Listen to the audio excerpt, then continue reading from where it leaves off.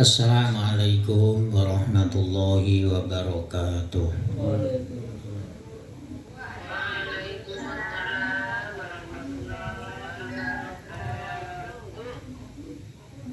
Ila mu'alif al-fatihah. A'udhu billahi minasyaitonir rajim. Bismillahirrahmanirrahim. Alhamdulillahi rabbil alamin arrahmanir rahim maliki yaumiddin. Iyyaka na'budu wa iyyaka nasta'in ihdinas siratal mustaqim siratal ladzina an'amta 'alaihim ghairil maghdubi 'alaihim waladdallin. Amin. Bismillahirrahmanirrahim. Qul ja'al haqq wa zaqal batil innal batila kana zahuqa. Qala mu'allif rahimahullah ma yukrahu fil wudu'i. Perbuatan apa saja yang dimekruhkan atau perilaku apa saja yang dimekruhkan di kala wudu. Yukrahu fil wudu'i ayazida alas salasi wa ayasrifa fil ma'i. Ketika wudu dimekruhkan, wudunya tetap sah, tapi perilakunya hukumnya makruh. Di antara nomor satu yaitu wudunya itu melebihi 3 kali basuhan. Jadi kalau 3 kali sudah rata ya sudah. Menambah lebih daripada 3 basuhan itu hukumnya makruh. Cara ngusap sebagian kulit kepala atau rambut kepala itu kan cukup disentuh. Nah, ini sampai melebihi 3 hukumnya makruh. Dan itu bukan perilaku Rasulullah.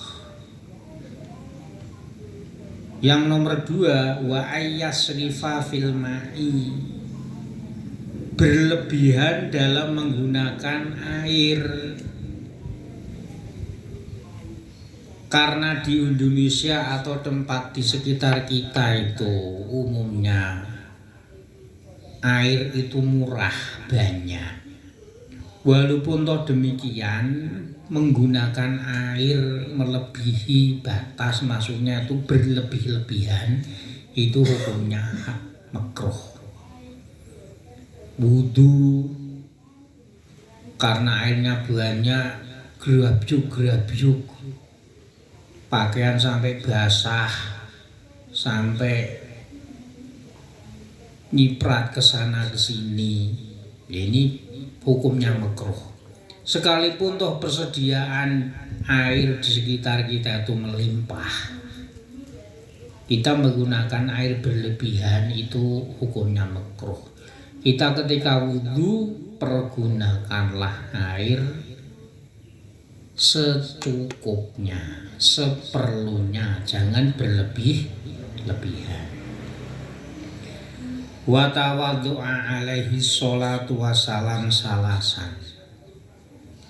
Dan Rasulullah memberikan contoh ketika wudu, yaitu membasuh anggota wudu atau mengusap anggota wudu hanya 3 kali. Waqala, dan beliau bersabda, man zada faqad asa'a wa dholama.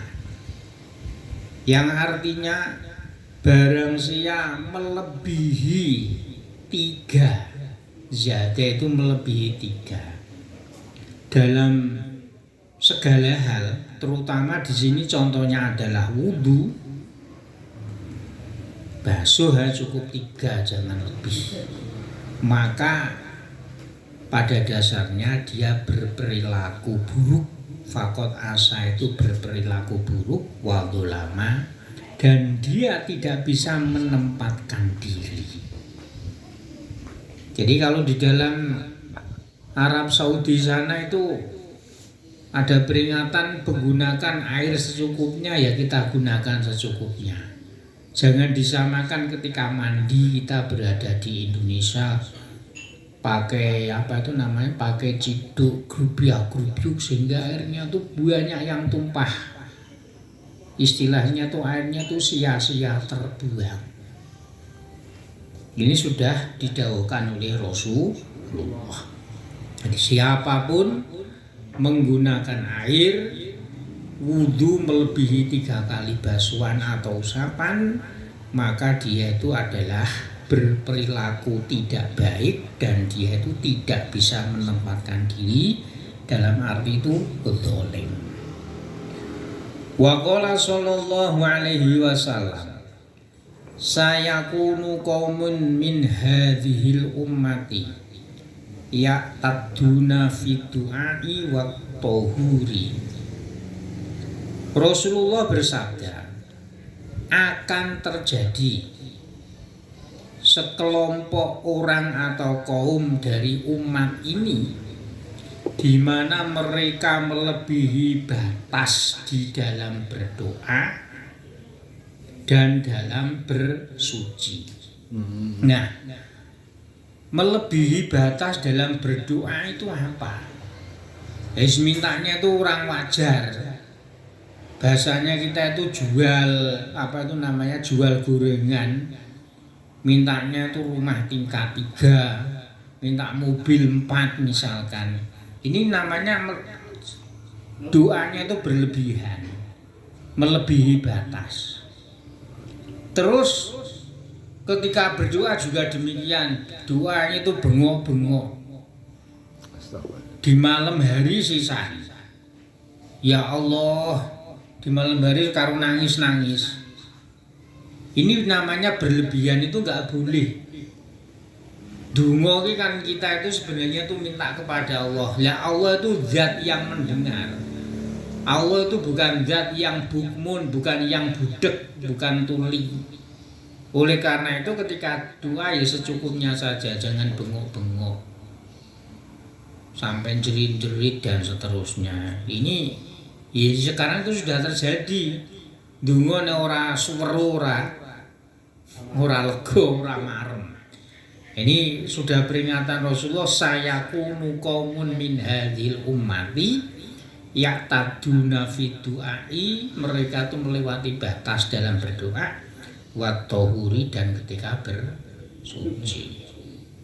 Nek wudu nanti pirang-pirang menit ora barbar. Ketika mandi juga demikian, banyak menghabiskan air. Nah, ini berlebihan seperti itu Rasulullah tidak berkenan atau menghukumi makruh. Wa yuqalu min wahni ilmir rajuli wulu'uhu bil ma'i fit tahuri. Dan dikatakan di antara apa itu namanya, lemahnya pengertian seseorang, ngilmune wong ki sithik, yaitu melewati batas dalam mempergunakan air ketika bersuci. Bersuci baik itu wudu maupun mandi. Jadi ana wong ngentekke banyu ketika wudu, ketika mandi, itu justru malah ilmunya itu tidak seberapa. Nek ngilmune itu cukup, ilmunya itu ada, dia mempergunakan air itu secukupnya, seperlunya. Wa yukrahu, ini dalam wudu lagi. Wa yukrahu ayyan fadhul yadda fayarussal ma'u wa ayyulatima wajahu bil ma'i latman. Dan ketika wudu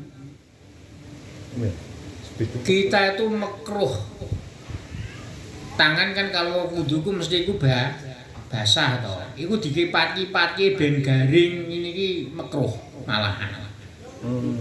Andekan kering itu ya biar istilahnya tuh menetes sendiri.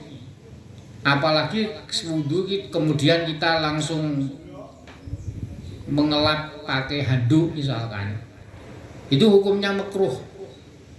Karepe gen cepet garing itu justru malah makruh. Karena setiap tetes air wudu ketika menetes di tanah ini akan menjadi doa.